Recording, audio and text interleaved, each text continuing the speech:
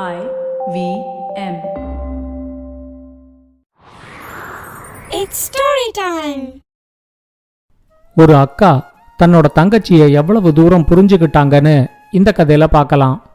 இது வரைக்கும் நம்ம சேனலுக்கு சப்ஸ்கிரைப் பண்ணலைன்னா உடனே சப்ஸ்கிரைப் பண்ணி பக்கத்தில் இருக்கிற பெல் பட்டனை கிளிக் பண்ணுங்க. இந்த கதைகளை இப்போ நீங்க ஸ்டோரி டைம் தமிழ் யூடியூப் சேனல்லையும் IVM பாட்காஸ்ட் ஆப்லையும் மற்ற ஆடியோ தளங்களிலும் கேட்கலாம். ஸ்டோரி டைம் தமிழ் சேனலுக்காக உங்களுடன் ரவிசங்கர் பாலச்சந்திரன். கதையை கேட்கலாம் வாங்க. நெல்லூர்ல இருந்த ஒரு வியாபாரிக்கு 2 பெண் குழந்தைகள் இருந்துச்சு. அதுல பெரியவ பேரு உமா, சின்னவ பேரு லட்சுமி. இவங்க 2 பேருக்கும் 2 வயசு தான் வித்தியாசம். ஆனா 2 பேரோட குணமும் வேற வேற மாதிரி இருந்துச்சு.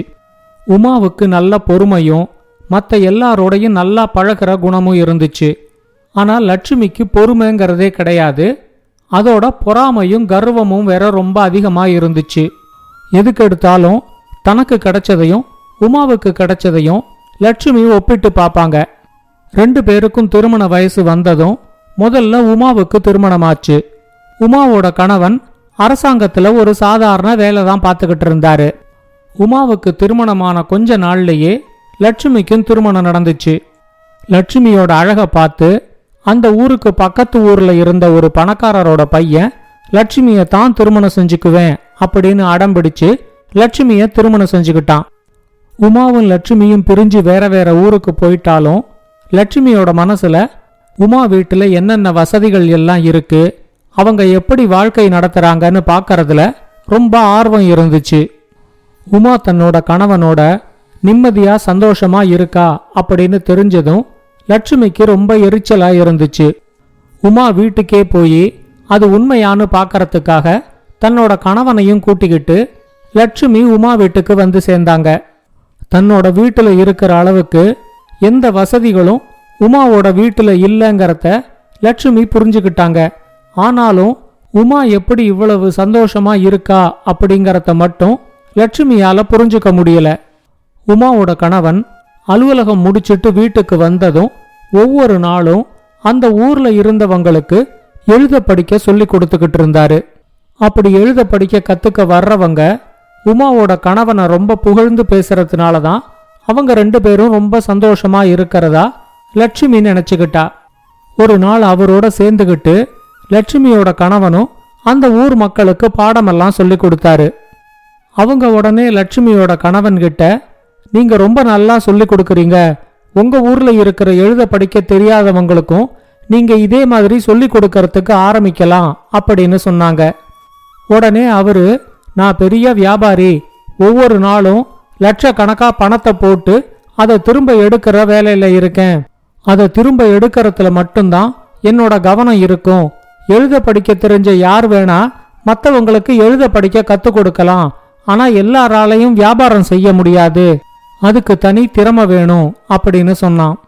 உடனே உமாவோட கணவனும், ஆமா இவர் சொல்றது சரிதான், எனக்கு கொஞ்சம் நேரம் இருக்கிறதுனால நான் உங்களுக்கெல்லாம் சொல்லி கொடுக்கறேன்.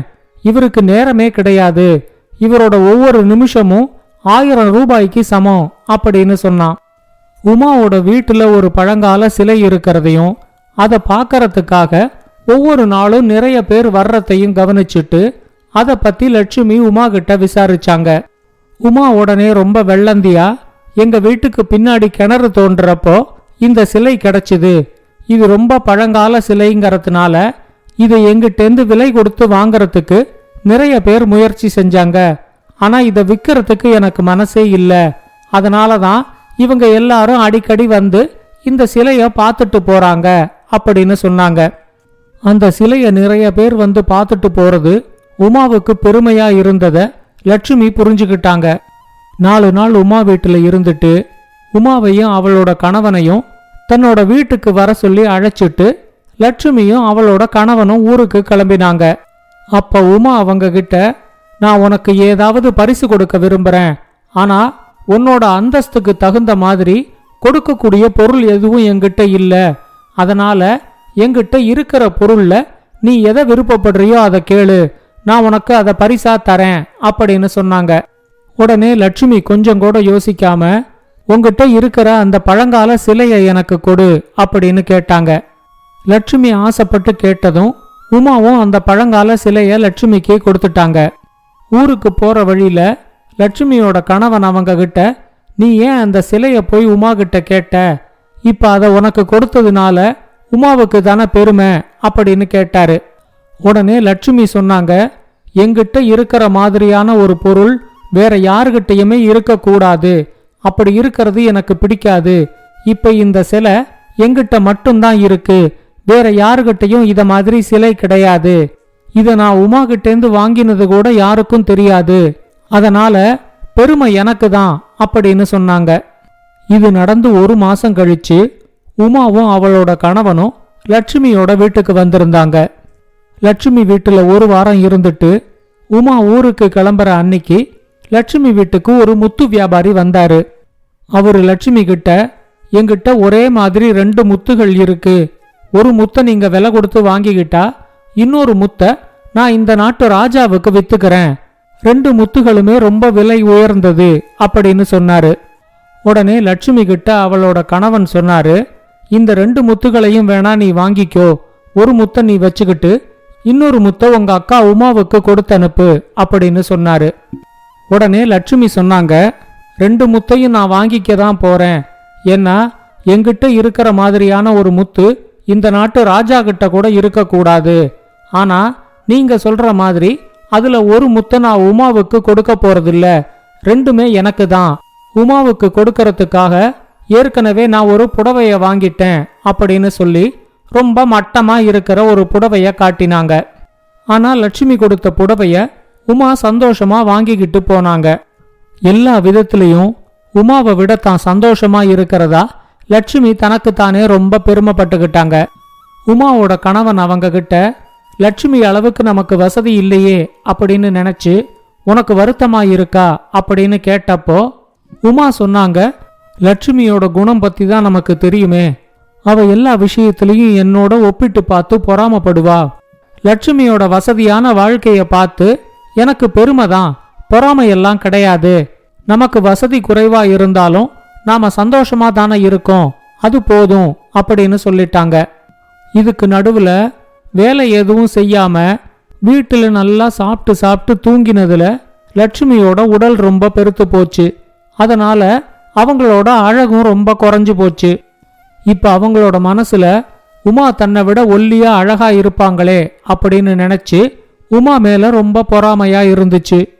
தன்னோட உடல் எடைய குறைக்கிறதுக்காக அவங்க வைத்தியர்கிட்ட காட்டினப்போ, நீங்க சாப்பிடுற அளவையும் குறைக்கணும், ஒவ்வொரு நாளும் உடற்பயிற்சி செய்யணும், இல்லைன்னா கை கால்கள் இயங்காம போறதுக்கு கூட வாய்ப்பு இருக்கு அப்படின்னு சொல்லி பயமுறுத்தினாங்க. லட்சுமியும் ரொம்ப கஷ்டப்பட்டு உடற்பயிற்சி எல்லாம் செய்ய ஆரம்பிச்சாங்க. ஆனா அவங்களால ரொம்ப உடற்பயிற்சி செய்ய முடியல. லட்சுமியோட உடல்நிலை பத்தி உமாவுக்கு தெரிய வந்துச்சு. அவங்க ஒரு நாள் லட்சுமிய பார்க்கறதுக்காக கிளம்பி லட்சுமியோட வீட்டுக்கு வந்தாங்க. உமாவை பார்த்ததும் லட்சுமிக்கு ரொம்ப சந்தோஷமா இருந்துச்சு. ஏன்னா இப்ப உமா லட்சுமியை விட ரொம்ப பெருத்து போய் இருந்தாங்க. உமா லட்சுமியோட உடல்நிலைய பத்தி கேட்டுட்டு, நீ என்னோட 1 மாசம் வந்து இரு, உன்னோட உடல்நிலை கொஞ்சம் தேறினதுக்கு அப்புறம் நானே மறுபடியும் உன்னை இங்க கொண்டு வந்து விடுறேன் அப்படின்னு சொல்லி வலுக்கட்டாயமா தன்னோட ஊருக்கு கூட்டிக்கிட்டு வந்தாங்க. ஊருக்கு வந்ததுலேருந்து உமா ரொம்ப குறைவா சாப்பிட ஆரம்பிச்சாங்க. ஒவ்வொரு நாளும் நிறைய நேரம் உடற்பயிற்சி செய்யறதுல நேரத்தை செலவிட்டாங்க. எங்க உமா தன்னை விட இளைச்சு போயிடுவாங்களோ அப்படிங்கிற பயத்துல லட்சுமியும் உமாவை விட குறைவா உணவை சாப்பிட்டு உமாவை விட அதிக நேரம் உடற்பயிற்சி செய்ய ஆரம்பிச்சாங்க. இதனால அடுத்து வந்த சில மாசங்கள்ல உமாவும் லட்சுமியும் அவங்களோட எடைய கணிசமா குறைச்சிருந்தாங்க. எடை குறைஞ்சதுனால மறுபடியும் லட்சுமி பார்க்கறதுக்கு அழகா தெரிய ஆரம்பிச்சாங்க. உமா தன்னை விட குண்டா இருந்தப்ப பார்த்து சந்தோஷப்பட்ட லட்சுமி இப்ப உமாவை விட தான் அழகா இருக்கிறத நினைச்சு சந்தோஷப்பட்டாங்க. ஒரு வழியா லட்சுமி கிளம்பி அவங்க ஊருக்கு போனதும் உமாவோட கணவன் அவங்க கிட்ட கேட்டாரு, உடல் பெருத்து போய் லட்சுமி ரொம்ப கஷ்டப்பட்ட போதும் நீ பார்க்கறதுக்கு சாதாரணமா தான் இருந்த. ஆனா லட்சுமிய குணமாக்கறதுக்கு வழி தெரியாம நீ வேணும்னே உன்னோட உடல் எடைய கூட்டி அப்படியே லட்சுமி முன்னாடி போய் நின்னு அவங்கள வலுக்கட்டாயமா இங்க கூட்டிக்கிட்டு வந்து அவங்களுக்கு முன்னாடி குறைவான உணவை சாப்பிட்டு அதிக நேரம் உடற்பயிற்சி செஞ்சு மறுபடியும் லட்சுமியோட உடல்நிலைய பழைய நிலைமைக்கு கொண்டு வந்துட்ட. உன்னோட உடல் எடை கூடினதும் குறைஞ்சதும் இயல்பா நடக்கல. உன்னோட தங்கச்சி மேல இருந்த பாசத்தினாலதான் நடந்துச்சு. நான் சொல்றது சரியா அப்படின்னு கேட்டாரு. உமாவும் உடனே அவர்கிட்ட, நீங்க நினைக்கிறது சரிதான். என் மேல லட்சுமிக்கு போட்டியும் பொறாமை குணமும் இருக்கிறதுனால மட்டும்தான் என்னால இப்ப அவங்கள காப்பாத்த முடிஞ்சது. இல்லைன்னா வைத்தியர் சொன்ன மாதிரி கை கால் செயலிழந்து போயிருக்கும். எப்படியோ அவங்களுக்கு என் மேல பொறாமை இருந்தாலும் எனக்கு அவங்க மேல பாசம் மட்டும்தான் இருக்கு. அதனாலதான் என்னால இப்படி செய்ய முடிஞ்சது அப்படின்னு சொன்னாங்க. உமாவோட கணவனுக்கு அவங்களோட நல்ல மனசு புரிஞ்சிச்சு. இந்த கதையை பத்தின உங்களோட கருத்துக்களை ஸ்டோரி டைம் தமிழ் யூடியூப் சேனல்லையும் பாட்காஸ்ட்லையும் பின்னூட்டத்தில் கமெண்ட்ஸா பதிவு பண்ணுங்க. இது மாதிரி பல பாட்காஸ்டுகளை கேட்க ivmpodcast.com இணையதளத்துக்கு வாங்க, இல்ல IVM பாட்காஸ்ட் ஆப்பை டவுன்லோட் பண்ணுங்க. இந்த கதை உங்களுக்கு பிடிச்சிருந்தா லைக் பண்ணுங்க, கமெண்ட் பண்ணுங்க, ஷேர் பண்ணுங்க. மறக்காம ஸ்டோரி டைம் தமிழ் சேனலை சப்ஸ்கிரைப் பண்ணுங்க. அப்படியே பக்கத்துல இருக்க அந்த பெல் ஐகானை கிளிக் பண்ணுங்க.